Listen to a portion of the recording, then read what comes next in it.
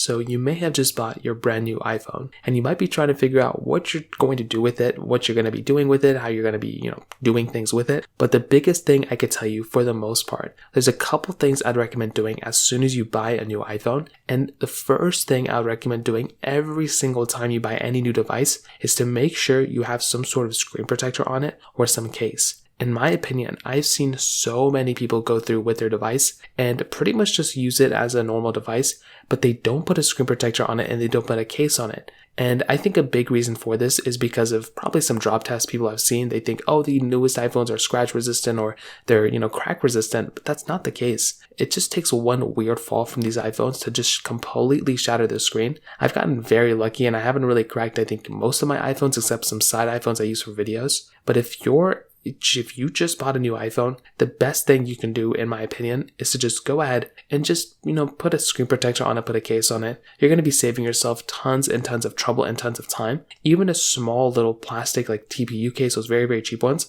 even that is better than not having any case at all. So just keep that in mind. I'd recommend just doing that. It's going to save you a bunch of time and headache, and that is probably the thing that makes the most amount of sense to me. Now, another thing, if you're getting a new iPhone, I would also recommend making sure that you've made a backup of your older iPhone and you restore that backup to your latest iPhone. If your iPhone has the same amount of storage or more, then you're great. If you do have an iPhone that has less storage, then I would probably just recommend going through doing a manual, restore. So just find the applications you use, send over some of the photos and videos, and then just go ahead and store the rest in like your PC or whatever whatever else you can do. That is another big thing I would recommend looking into, because that is something that can also be kind of a massive, issue for a lot of people going into their latest iPhone. On top of that, as soon as you pick up your brand new iPhone, I would also recommend making sure that you have updated your iPhone as to the most recent official version of software that you can. Do not go ahead and mess around installing a beta. That is probably one of the worst things I would probably ever recommend anyone to do. Just go ahead and install the latest official version of your iOS that you